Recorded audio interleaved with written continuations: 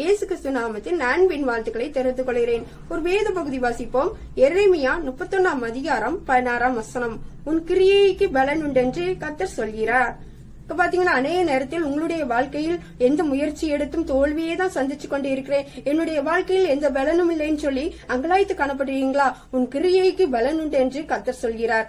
எப்பொழுது தேவன் மீது நீங்கள் விசுவாசம் வைத்து அதன்படி செய்யும் போது உன் கிரியைக்கு பலன் உண்டு என்று கர்த்தர் சொல்கிறார். இப்ப பாத்தீங்கன்னா, வேதத்துல பாக்குறோம், யாக்கோப்பு 2 அதிகாரம் 26 வசனம், ஆவில்லாத சரீரம் செத்ததாய் இருக்கிறது போல் கிரியை இல்லாத விசுவாசம் செத்ததாய் இருக்கிறது. உங்களுடைய விசுவாசம் எப்படிப்பட்டதாய் காணப்படுகிறது?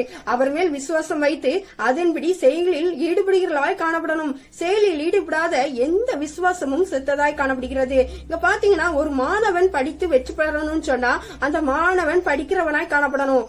படிக்காம மொபைலுக்கும் டிவி பார்த்து கொண்டு இருக்கும் போது டெஸ்ட் நேரத்தில் என்ன பண்ணணும், முயற்சி எடுக்காம வெறும் டெஸ்ட் மட்டும் எழுதி கொண்டு வந்தானா அவனுடைய வாழ்க்கையில் எப்படி வெற்றி பெற முடியும்? அதுபோல் ஒரு பணக்காரனா ஆகணும்னு சொல்லி, பணத்தை சம்பாதிக்கணும்னு சொல்லி ஒருத்தர் நினைக்கும் போது அப்ப அந்த பணத்திற்கு தேவையான காரியங்களில் ஈடுபடணும். பணத்தை சம்பாதிக்கிறவனா காணப்படணும். வீட்டிலே இருந்து விட்டோம்னா அந்த சம்பாதித்தோம் அந்த சம்பளம் எப்படி கிடைக்கும்? அதுபோலதான் கிரியை இல்லாத விசுவாசம் செத்ததாய் காணப்படுகிறது. நீங்கள் தேவன் மீது விசுவாசம் வைக்கிறது மாத்திரமல்ல, அதன்படி செய்கிறவர்களாய் அதன்படி நடக்கிறவர்களாய் காணப்படணும். இங்க பாத்தீங்கன்னா, ஆபிரகாமுக்கு முதிர் வயதில் பிறந்த ஈசாக்குக்கை தேவன் தனக்கு பலியிடும்படியாக சொல்லும் போது அந்த பலிபீடத்தின் மேல் வைத்து ஈசாக்குக்கை பலியிடும்படியாக சென்று விட்டார்.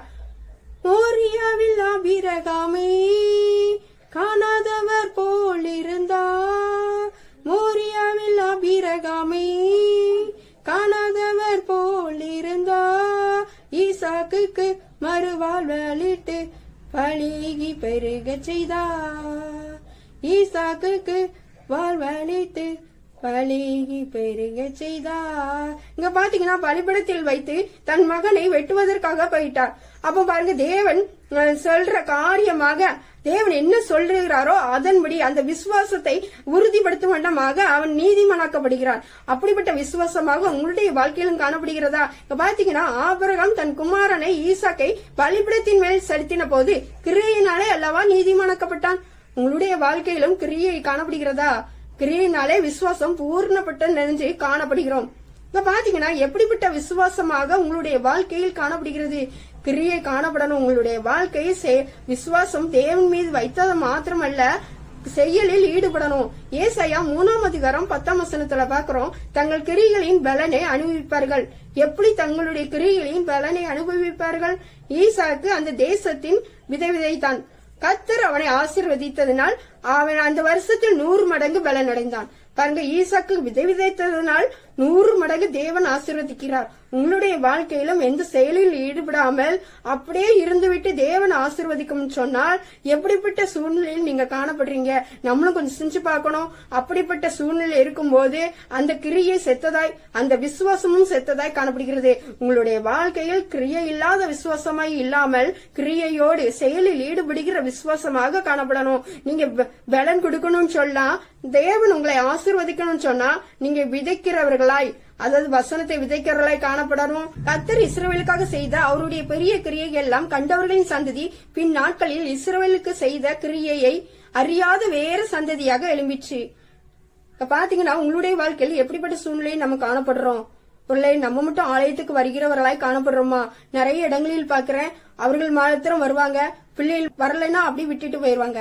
எப்படிப்பட்ட சூழ்நிலை நீங்க காணப்படுறீங்க? அப்படி விட்டுட்டு போகும்போது பின் நாட்களில் உங்களுடைய சந்ததிகள் வேற தேவனை அறியாத சந்ததிகளாக மாறுவதற்கு கூட வாய்ப்பு இருக்கு. அதனால உங்களுடைய வாழ்க்கையில் விசுவாசம் சந்ததிகளாக கிரியையுள்ள அந்த விசுவாசம் தேவன் மீது இருக்கும் போது அது கிரியை நடப்பிக்கணும். வீட்டிலேயே வைத்து விட்டு வராதபடி அவர்களுக்கு ஆலயத்திற்கு கூட்டிக் கொண்டு வர்றதுக்கு என்னென்ன வழியோ அந்த காரியத்தில் நீங்கள் ஈடுபடணும்.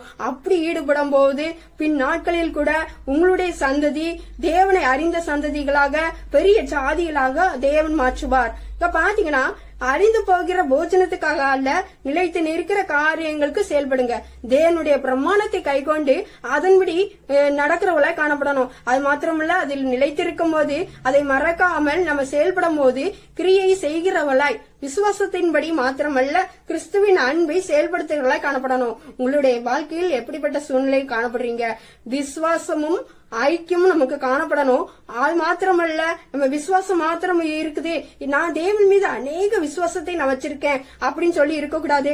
ஆபிரகாம் போல செயலில் ஈடுபடுகிற விசுவாசமாய், ஈசாக்கு போல பலன் கொடுக்கிற விசுவாசமாய் காணப்படணும். நான் இருக்கேன், ஏசப்பா எனக்கு ஆசீர்வதிப்பாங்கன்னு சொல்லி நம்ம எந்த செயலிலும் ஈடுபடாம இருக்கக்கூடாது.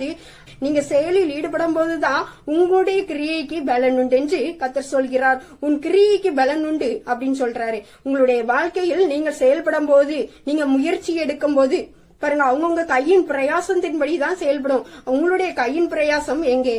உங்களுடைய விசுவாசம் முதலாவது நம்ம செயல்படும் போது, விசுவாசத்தோடு செயல்படும் போது தேவன் நம்மளை ஆசீர்வதிக்க வல்லவர். உங்களுடைய வாழ்க்கையிலும் விசுவாசத்தை எண்ணி விசுவாசமும் கிரியை செய்கிறதாய் காணப்படணும். உங்களுடைய வாழ்க்கையில் தேவன் மீது விசுவாசம் வைத்தது மாத்திரமல்ல, கிரியையில் நடப்பிக்கிற காரியங்களாக செயல்படுங்க. உங்களுடைய வாழ்க்கையில் எப்படிப்பட்ட சூழ்நிலை இருந்தாலும் உங்களுடைய சந்ததிகளையும் பின்னாட்களில் தேவனுக்குரிய சந்ததிகளாக மாற்றணும்னு சொன்னா நீங்க இப்ப செயலில் ஈடுபடுங்க. உங்களுடைய வாழ்க்கையில் தேவன் மீது விசுவாசத்தை உறுதியாய் பிடித்திருந்து அவருக்காக நீங்க நிலைத்திருக்க வேண்டும். பிரமாணத்தை கைக்கொள்ளும் போது தேவன் உங்களை மகிமைப்படுத்த வல்லவர். அது மாத்திரமல்ல, உங்களுடைய எந்த காரியமா இருந்தாலும் நீங்க செயலில் இல்ல, என்னுடைய காரியத்தை என்ன முயற்சி எடுத்தாலும் இல்லைன்னு நீங்க நினைக்காம ஜெபத்தோடு நீங்க செயல்படும் போது தேவன் ஆசீர்வதிக்க வல்லவர். உங்களுடைய வாழ்க்கையில் தேவன் உங்கள் கிரியைக்கு பலன் கொடுக்க வல்லவர்.